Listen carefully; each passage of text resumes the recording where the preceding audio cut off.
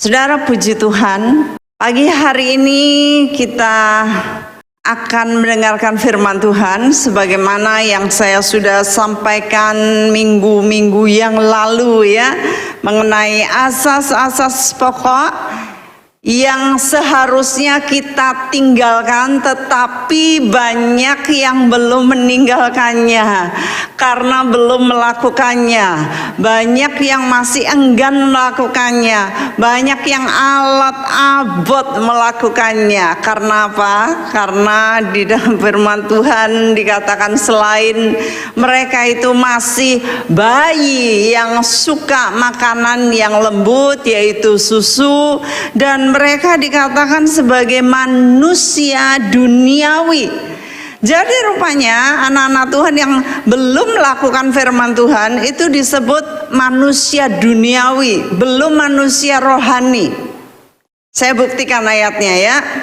1 Korintus 3 ayat 1 sampai 3. Sudah, mari kita baca bersama-sama 2, 3.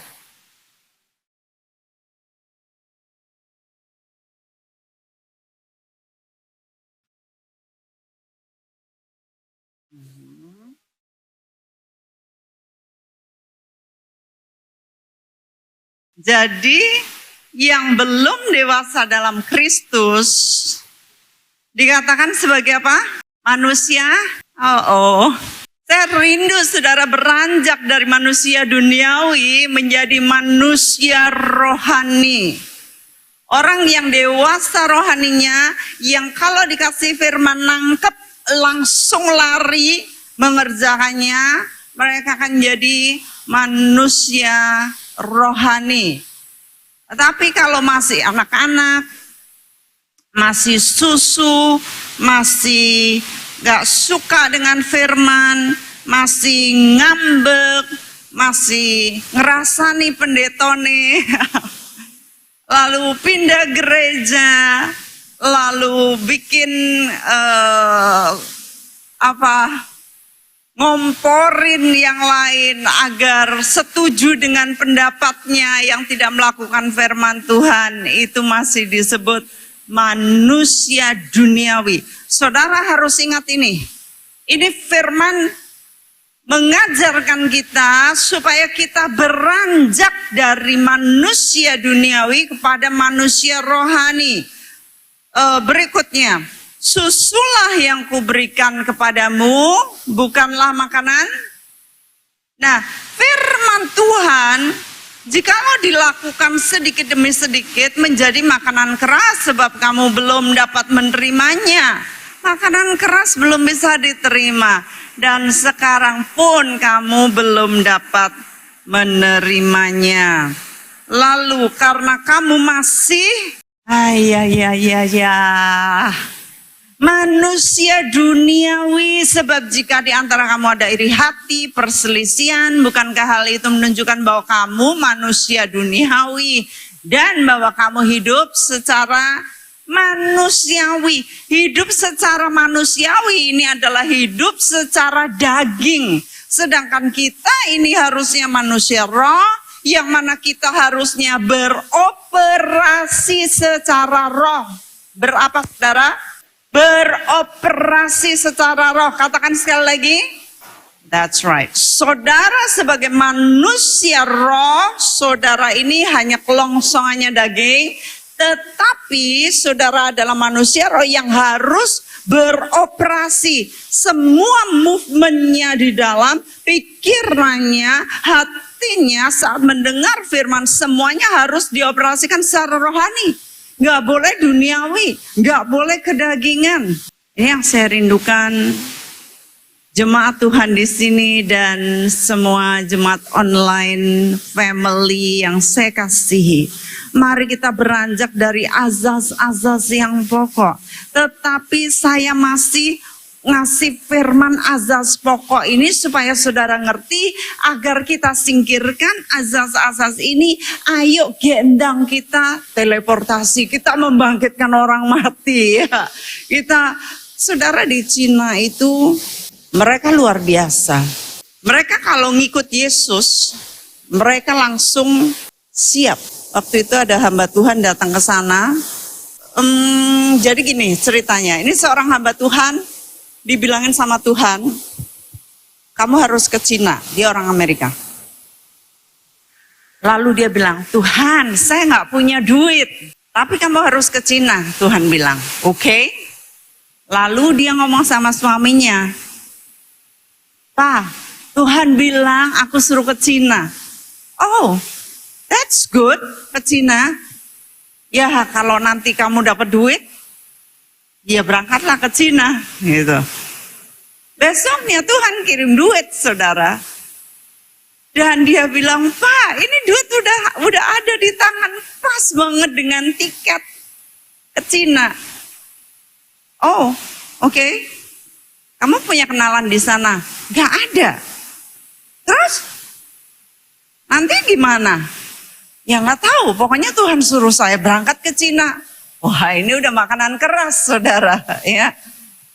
Ya sudah, akhirnya dia beli tiket, kemudian dia berangkat. Waktu berangkat, saudara tahu di Cina itu tulisannya semua ya. Nggak ngerti. Dia mendarat di bandara, lalu dia duduk, lalu dia bilang, aduh aku ini terlantar apa. Aduh, lalu setan bilang, kamu wanita goblok, gak ada kenalan, gak ada siapa-siapa, matilah kamu di sini, gak ada yang bisa kasih makan kamu, gak ada yang urusin kamu. Aduh, dia lagi mojok, bingung. Tuhan, iya jangan-jangan saya salah ya. Iya mendingan saya di rumah aja sama anak-anak saya dan suami saya. Ngurusin pekerjaan saya. Lagi dia diem-diem, kemudian ada orang yang datang dan bilang, Ibu, are you American? Lalu, senang sekali di Cina ada orang yang bisa ngomong bahasa Inggris. Yes, I am American. Apakah kamu ibu ini gitu ya? Ya, saya ibu itu. Aduh, kenapa baru datang hari ini? Kami 3 hari menantikan. Kami 3 hari berdoa. Tuhan suruh kami jemput ibu. Oh, langsung merinding gak saudara? Saya merinding ngomong. Lalu dibawalah dia di gereja bawah tanah. Lalu dia mulai ngajarin mereka. Bapak-bapak, ibu-ibu, ngumpet ya gereja bawah tanah. Bapak-bapak, ibu-ibu sekalian, kita bersyukur ya bahwa kita ini masih bebas melayani Tuhan walaupun kita ngumpet di bawah tanah ya. Siapa di sini yang sudah dipenjara karena Injil, sudah dianiaya karena Injil? Lalu semua tangan ngacung saudara. Bukan begitu. Maksud saya, siapa yang pernah dipenjara karena Injil? Ngacung lagi semuanya. Bukan maksud saya bukan yang nggak pernah dipenjara. Lalu dia bilang sama penerjemahnya. Maksudnya itu yang pernah dipenjara dijeblosin penjara, masuk penjara. Lalu penerjemahnya bilang, Ibu nggak ngerti. Semua orang di sini yang ada di bawah tanah ini sudah dipenjara karena Injil. Katanya. Orang di sana, di Cina sana yang terima Tuhan Yesus, mereka sudah tahu membayar harganya, saudara. Ya, mereka nggak main-main. Mereka sungguh-sungguh cinta Tuhan. Mereka kalau ada orang sakit, utus anak 8 tahun yang nari-nari nih cilik. Tadi itu 8 tahun untuk pergi tumpangin tangan orang jalan, tumpangin tangan orang buta melihat, tumpangin tangan orang mati bangkit. 8 tahun saudara. Karena apa? Mereka tahu membayar harganya. Lalu ibu ini pengen ketemu sama yang namanya martir. Martir itu bukan nama saudara ya. Martir itu apa ya bahasa Indonesianya? Orang yang paling sering dianiaya, ya, dinyosin api, ya. Lalu digebukin keluar darah. Lalu dia pokoknya ini banget lah. Tubuhnya penuh dengan luka-luka. Dia bilang, aduh, saya mau ketemu di mana ini ya.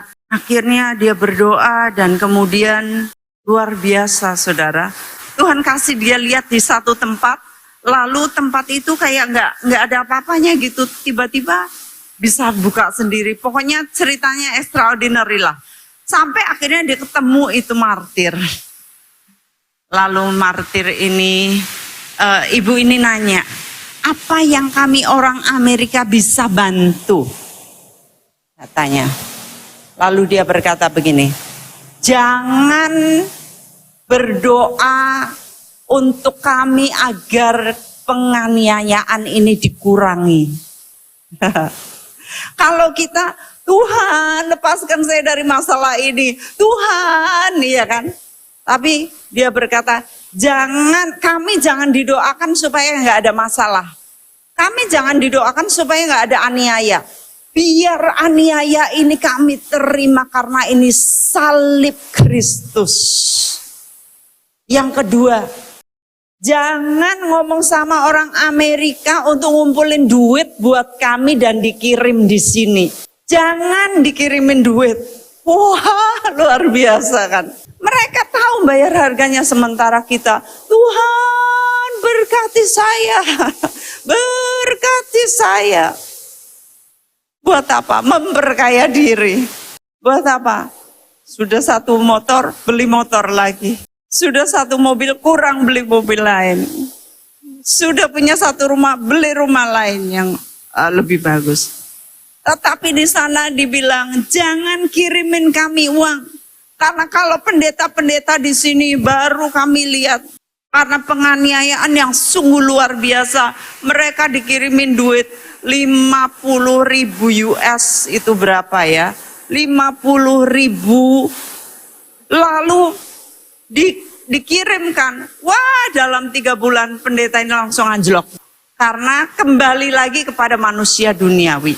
Di sana anak-anak kecil itu yang 8 tahun saudara. Tiap hari baca Alkitab itu nulis. Saudara tahu kan tulisan bahasa Cina itu kayak gini-gini. Ditulis lembar per lembar. Anak kecil sudah 18 kali tulis Alkitab Perjanjian Baru. Di kita suruh baca firman, wangil. Karena nggak ada penganiayaan. Coba dianiaya karena Injil. Saudara akan tahu bedanya. Itu bedanya. Orang di sana sampai bilang, jangan doakan supaya kami lepas dari penganiayaan. Kami butuh aniaya ini. Supaya kami sungguh-sungguh punya mental yang kuat. Supaya kami ini sungguh-sungguh diberi kuasa.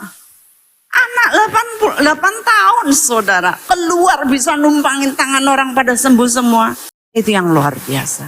Anak-anak kecil sudah manusia rohani. Saya rindu di sini.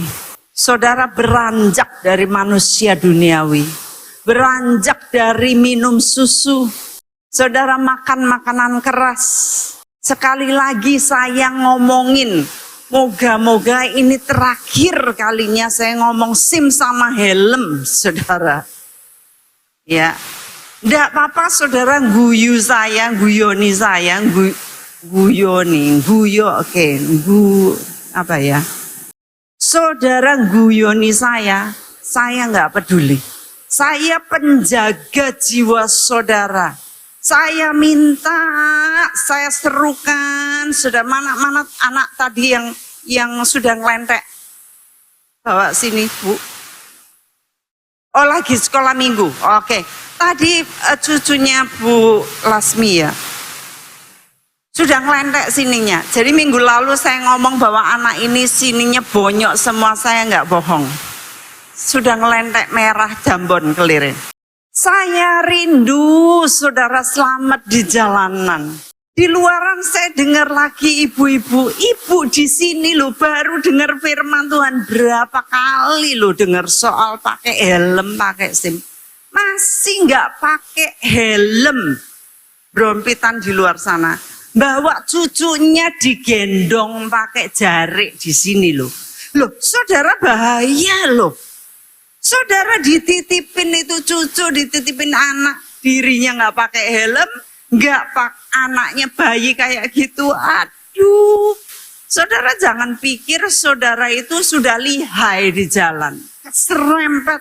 Saudara, kalau nggak bisa, saya nggak bisa ngomongin saudara. Kalau saudara nggak bisa dengar saya, Tuhan bisa kirim evangelis tuh. Tuhan bisa kirim penginjil. Saya nggak pingin itu terjadi. Penginjil lain. Dalam Alkitab ada evangelis singa, evangelis keledai, ayam berkokok. Itu evangelisnya Petrus. Singa. Itu beberapa hamba Tuhan, anak-anak Tuhan dimakan singa karena nggak taat. Saya nggak mau ini terjadi. Bahkan saya nggak taat waktu itu. Ingat saudara cerita saya. Nggak taat untuk doa. Tuhan kirim saya evangelis copet. Di jalan itu dijambret, mau dijambret.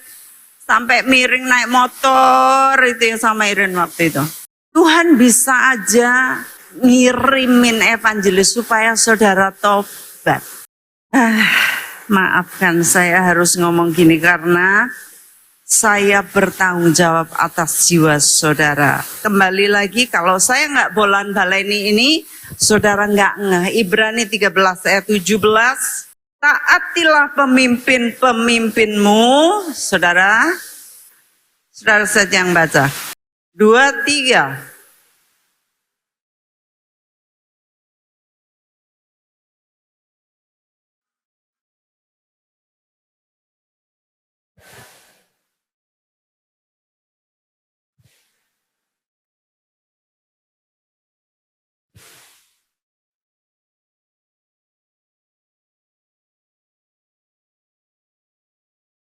Nah, saudara, kami pemimpin-pemimpin ini, kami menjagai jiwa saudara. Kalau roh saudara, saudara terima Yesus, saudara sudah mendapatkan DP, keselamatan.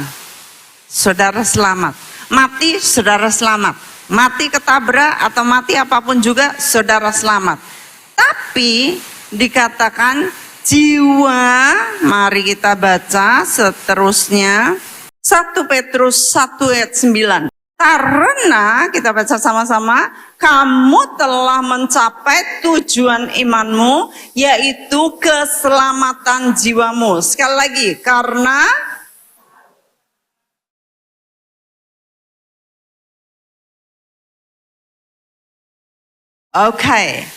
jadi keselamatan jiwa nantinya adalah tujuan iman. Tujuan iman adalah kita nanti mencapai keselamatan jiwa. Nah, keselamatan jiwa ini adalah upah saudara. Pengerjaan di bumi ini supaya kita beroleh posisi kekal di sorga. Keselamatan roh, saya bilang tadi, roh saudara sudah di DP, sudah selamat ya. Tetapi jiwa saudara ini yang adalah pikiran, perasaan, dan kehendak saudara. Pikiran, saudara mikir, ini enaknya aku melakukan firman Tuhan enggak ya? Kehendak, saya mau memutuskan melakukan atau enggak ya? Lalu nanti saudara tergantung, saudara mau dengar daging atau roh. Daging bilang, gak usah, ini perpuluhan kokean. Ya, nanti kita kurang. Nah, tetapi roh akan bisi saudara, gak apa-apa, lakukan firman, taat. Kamu beriman, kamu akan diberkatin. Tingkap-tingkap langit surga akan dibukakan bagimu. Ini akan narik antara roh dan jiwa lama saudara, daging saudara. Di jiwa ini agak ngolah. Ya, ikut atau enggak? Ikut atau enggak?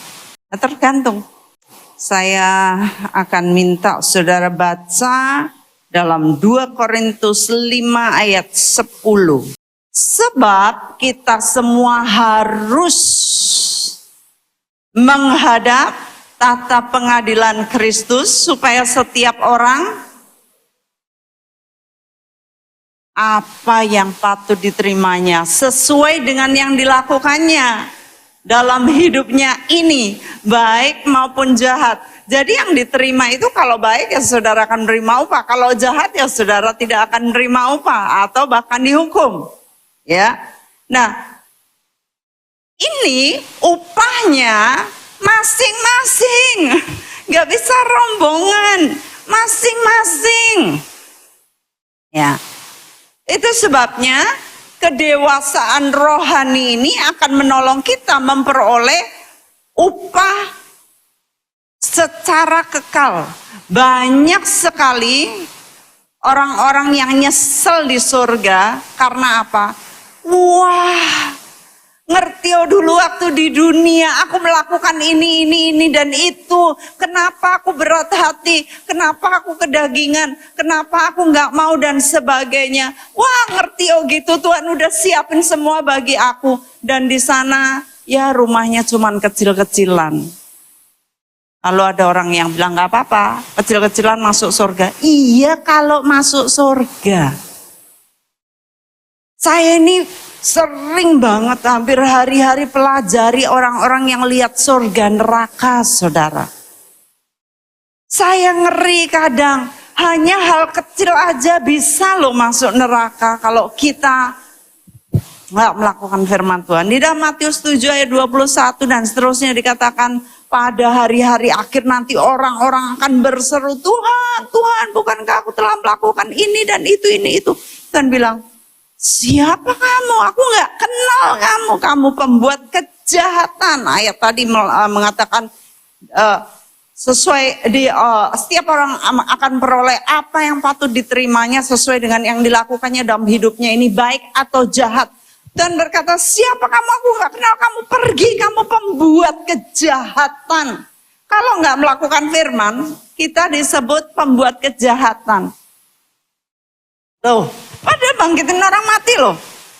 Ya, kalau nggak kehendak Tuhan, kalau kita nggak melakukan firman Tuhan di hal lain, maka kita akan ditolak.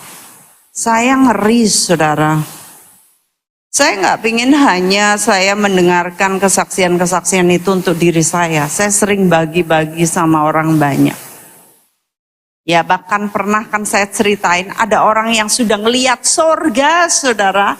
Ngelihat sorga, ketemu Raja Daud, ketemu Bapak Abraham, ketemu nabi-nabi ini. Diajak ngomong, waktu sampai di dunia, dia disuruh nulis buku. Lalu bukunya itu nulis ditambah-tambahin. Gak murni, hatinya ada uletnya. Kalau gak murni, supaya apa? Supaya bukunya lebih viral, lebih laku, lebih heboh, supaya ceritanya lebih semarak. Tuhan gak berkenan. Dan orang itu terbakar di neraka.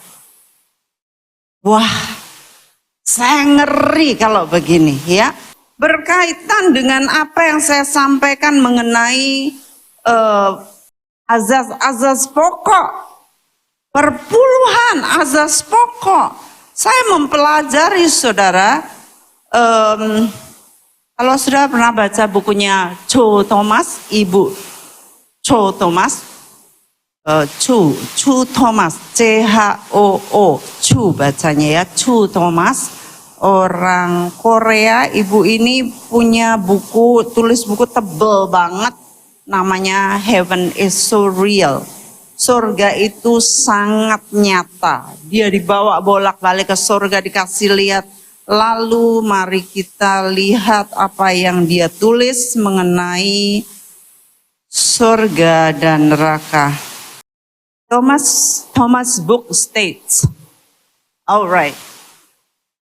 Bukunya Ibu Cho Thomas ini menyatakan bahwa perpuluhan memberikan 10% dari income ke gereja adalah sangat penting bagi Tuhan kita Yesus di surga. Perpuluhan adalah one's gross, not net pay. Jadi bahkan dikatakan penghasilan kotor loh. Ya. Lalu dia berkata, Tuhan sudah menunjukkan kepadaku dan berkata kepadaku dengan sangat jelas bahwa siapa yang tidak memberikan perpuluhan tidak akan bisa melihat wajahku, sebab mereka mencintai uang lebih daripada Tuhan. Dengar baik-baik, baca baik-baik, saya terjemahin aja. Ya, saudara bisa buka pengajarannya di sana. Lalu ada 9 orang yang Tuhan bawa ke surga untuk dikasih lihat mengenai perpuluhan. Ini secara khusus saya ngomong perpuluhan. Karena kalau saya ngomong satu kali saudara tidak ngeh ya. 9 kesaksian mengenai perpuluhan dari surga dan visi yang dilihat di neraka. Saudara jangan sampai buang jiwamu hanya karena saudara nggak mau perpuluhan. Atau saudara mempercayai doktrin yang keliru. Oh, sekarang sudah bukan zaman perpuluhan. Nah, itu doktrin yang keliru. Jangan sampai ya. Ini ada 9 orang yang pernah ketemu Tuhan Yesus muka dengan muka di surga dan juga dibawa ke neraka, baik melalui kematian atau visi terbuka, penglihatan terbuka. Mereka dari 7 negara yang berbeda dan dikasih lihat mengenai warning message mengenai perpuluhan ini dia sebarkan di mana-mana. Yang pertama disebut namanya ini Pastor Brani Duyon. Dia diberi message oleh Tuhan mengenai gereja. 6 gereja. 6 pesan bagi gereja. Setelah mati dan pergi ke surga, dia diberikan 6 pesan dari Tuhan dan disuruh menyaksikannya di gereja-gereja setelah dia pulang ke dunia. Tuhan berkata, sampaikan kepada anak-anakku bahwa mereka harus taat untuk memberikan perpuluhan dan persembahan, kata Yesus. Sementara Yesus memberikan pesan ini, dia berkata, anakku lihatlah kemari. Lihat di sana. Lalu dia melihat, diperlihatkan rumah-rumah yang indah, yang mana sudah siap untuk anak-anaknya. Katanya, anakku, rumah-rumah ini sudah siap. Aku berikan kepada anak-anakku semua yang mempercayaiku dan yang taat kepadaku. Kemudian dia menunjukkan kepadaku rumah-rumah yang belum jadi. Lalu aku bertanya, Tuhan, kenapa rumah-rumah ini belum jadi, belum komplit? Lalu Tuhan berkata, anakku, ini adalah rumah-rumah milik mereka-mereka yang pelit, yang gak murah hati di dalam memberikan perpuluhannya dan persembahannya. Yang pelit gak murah hati. Ini adalah rumah-rumah yang akan disiapkan dan akan komplit setelah anak-anakku memberikan perpuluhan dan persembahan di rumahku. Ya, lalu yang kedua. Yang kedua ini adalah Ricardo Sid. Dia 8 jam di surga. Dia lari jalan di jalanan yang dia mengambil debu emas, kemudian dia menyebarkannya di tubuhnya. Dan kemudian Tuhan berkata, ayo kembali, aku akan menceritakan kepadamu, ini adalah jalanan emas di surga. Semua ini milik anak-anakku, kata Tuhan. Tetapi di gerejaku masih banyak pencuri yang mencuri perpuluhan milikku dan persembahan. Sampaikan kepada mereka bahwa pencuri tidak akan bisa masuk ke dalam kerajaan sorga. Kita harus beresin hidup kita untuk Tuhan. Nah, itu kesaksiannya panjang, tetapi ini kesaksian mengenai perpuluhan, saudara. Lalu yang ketiga, ada yang namanya Laura Wanma. Kesaksian mengenai surga dan neraka. Sementara dia mengunjungi neraka, Tuhan Yesus berkata kepada Laura, yang mana Laura berkata, saya melihat banyak sekali orang dianiaya. Dan Yesus berkata kepadaku, mereka ini adalah orang yang tidak setia dengan perpuluhan mereka. Dianiaya di neraka. Alright, keempat. Nah, ini Chu Thomas ya. Bukunya judulnya Heaven is so real. Surga itu sungguh nyata. Ibu Cho ini diberitahu Tuhan, mereka yang bisa masuk surga adalah orang-orang yang taat dan yang hatinya murni seperti anak-anak. Sampaikan kepada anak-anakku untuk memberitakan Injil. Aku datang segera kepada mereka-mereka yang menantikan dan siap akan kedatanganku. Lalu Tuhan berkata, mereka-mereka yang tidak memberikan perpuluhan adalah anak-anak yang tidak taat. Lalu Cho bertanya kepada Tuhan, Tuhan, apa aku harus ngomong kepada semua orang tentang ini? Lalu Tuhan berkata, ya, kamu harus nulis, karena dia nulis buku ya, kamu harus ceritakan kepada semua orang, tuliskan semua yang aku tunjukkan kepadamu dan sampaikan kepadamu, kata Tuhan.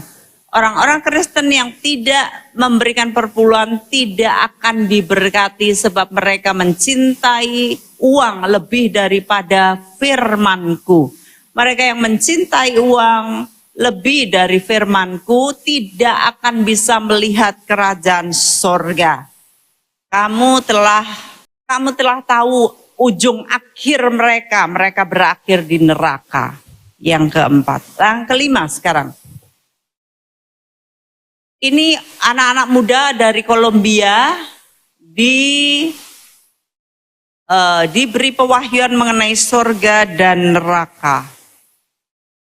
Mereka berkata, kami sampai di tempat yang besar seperti kolam renang, tetapi kolam renang api dengan ribu-ribuan lelaki dan perempuan ada di kolam renang api itu. Mereka ada nama di dada mereka ditulisnya, saya di sini karena tidak memberikan perpuluhan dan persembahan.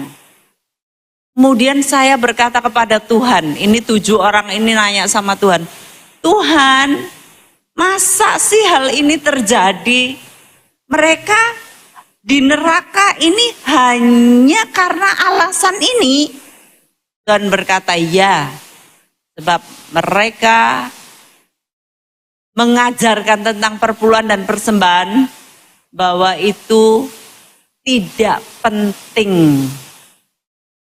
Padahal di dalam firman-Ku di Maleakhi 3 ayat 8-9 ditulis, bagaimana seseorang itu merampas Tuhan, mencuri Tuhan, tetapi mereka itu merampasi, berbohong, mencuri kepadaku. Dan nanti saya akan bacakan ayatnya. Ya, seterusnya yang ke-6. Namanya Queen Dixie, dia mungkin ini bukunya ya, judulnya A Gate of Hell, Gerbang Neraka. Tuhan dari segala usia, Tuhan semesta alam berkata kepadaku secara langsung. Ini yang dia katakan. Dia berbicara dengan kemarahan. Ketika dia bicara, suaranya itu sampai kepada tulang-tulangku, seperti bikin tulangku gemerutukan. Yang aku bisa, itulah yang bisa aku sampaikan. Kemudian dia berkata dengan suara menggelegar, dia berkata, ini adalah akhir dari semua dosa jikalau kamu tidak melayani aku dengan segenap hatimu. Aku akan memakai kamu untuk menyelamatkan orang lain, tetapi kamu sendiri akan mati dan masuk neraka kalau kamu tidak melayani aku dengan segenap hatimu. Lalu Tuhan makin marah dan dia berkata, perpuluhan dan persembahan adalah suatu perintah. Ini adalah bagaimana firman-Ku itu harus diberitakan, disampaikan, dikhotbahkan. Lalu Tuhan berkata, pergilah dan ceritakanlah kepada yang lain, tanpa kekudusan tidak ada seorang pun yang akan masuk ke dalam kerajaan.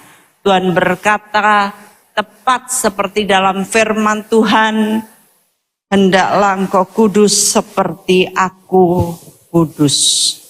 Banyak sekali saudara, ada masih beberapa, tapi saya tidak akan bikin saudara ada di sana senantiasa. Maksudnya sebenarnya intinya sama. Bahkan orang yang enggak bayar perpuluhan itu bisa masuk neraka. Ini saya ngeri. Saya ngomong begini bukan untuk saudara bayar perpuluhan, enggak. Saya maksudnya begini, kami tidak mengingini perpuluhan saudara, tetapi ini adalah firman Tuhan. Dan saya kembalikan kepada saudara, saudara mau melaksanakannya atau tidak. Nanti kalau sudah sampai di neraka, sudah terlanjur kebacut saudara. Wah, tahu gitu saya bayar perpuluhan. Loh, banyak orang yang takut membayar perpuluhan. Padahal Tuhan udah siapin banyak sekali berkat-berkat yang luar biasa kepada kita. Kita bayarnya emprit-emprit. Kita hitungan sama Tuhan. Ada orang yang nanya, bruto atau neto? Aduh, saya bilang hitungan banget. Kalau Tuhan sebul aja, bisa tepar di rumah sakit, yang keluar lebih banyak dari itu. Saya membaca saudara di dalam Maleakhi 1 ayat 6-8. Dengan membaca ini saya ngerti ya, kita akan belajar hatinya Tuhan tuh gimana. Dia perumpamakan dengan umpamaan dunia. Seorang anak menghormati bapaknya dan seorang hamba menghormati tuannya. Jika aku ini bapa, di manakah hormat yang padaku itu? Jika aku ini Tuhan, di manakah takut yang kepadaku itu, firman Tuhan semesta alam. Kepada kamu, hai para imam yang menghina namaku, tetapi kamu berkata, dengan cara bagaimanakah kami menghina namamu? Kamu membawa roti cemar ke atas mezbahku, tetapi berkata, dengan cara bagaimanakah kamu mencemarkannya? Dengan cara menyangka meja Tuhan boleh dihinakan. Apabila kamu membawa seekor binatang buta untuk dipersembahkan, tidakkah itu jahat? Apabila kamu membawa binatang yang timpang dan sakit, tidakkah itu jahat? Cobalah menyampaikannya kepada bupatimu. Apakah ia berkenan kepadamu? Apalagi menyambut engkau dengan baik, firman Tuhan semesta alam. Gini loh saudara, Tuhan itu berkata, kalian itu gak menghargai aku, kamu gak menghargai aku. Karena apa? Kamu bawa kepadaku persembahan-persembahan yang gak layak. Binatang yang timpang, yang buta, itu kan murah harganya daripada binatang yang perfect, ya, sempurna. Jadi mereka datang membawa binatang yang kurapen mungkin, ya, udah gatelan, sakit semua. Dibawa kepada Tuhan, Tuhan bilang, excuse me, kamu nggak menghormati aku, ya. Coba kamu bawa kepada bupatimu, apakah dia akan berkenan? Lihat aja mungkin nggak mau, kata Tuhan.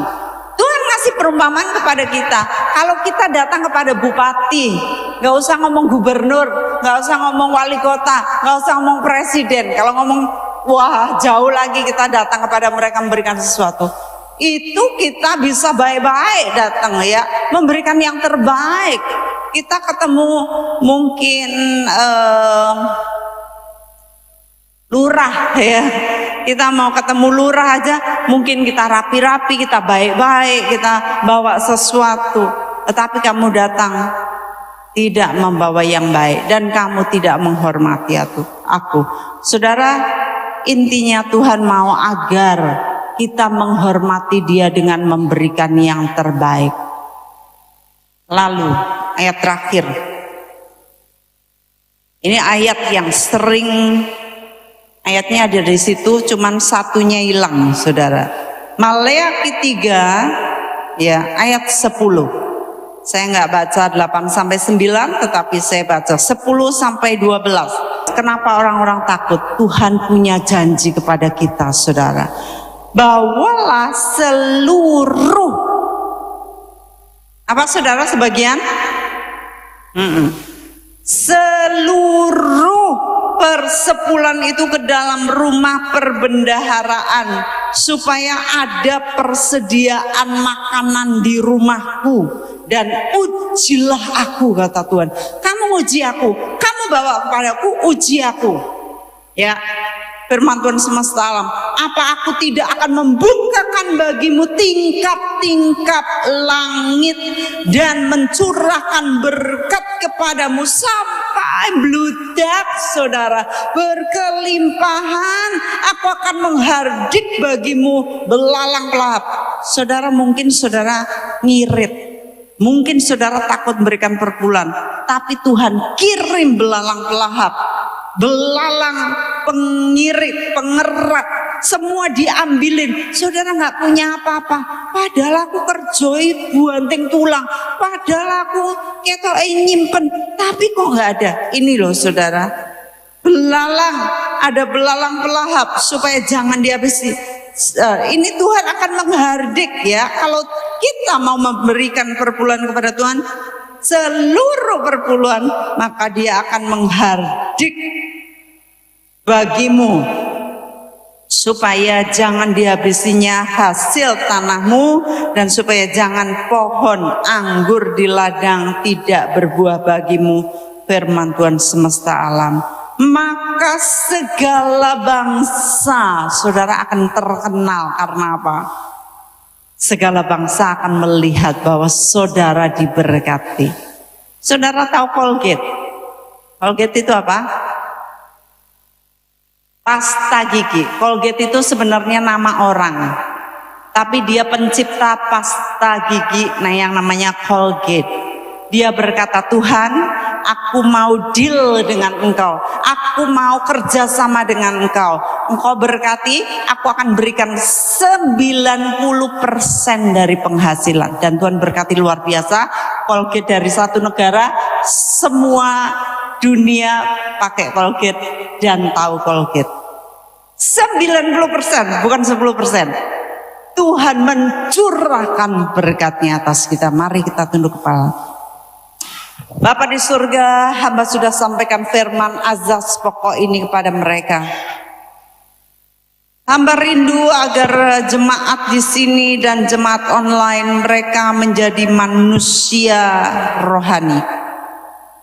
Bukan manusia duniawi. Bukan mereka-mereka yang takut memberikan keuangannya, seluruh perpuluhan dan persembahan kepada Tuhan. Hamba berdoa mereka beranjak supaya mereka tidak menyesal selamanya.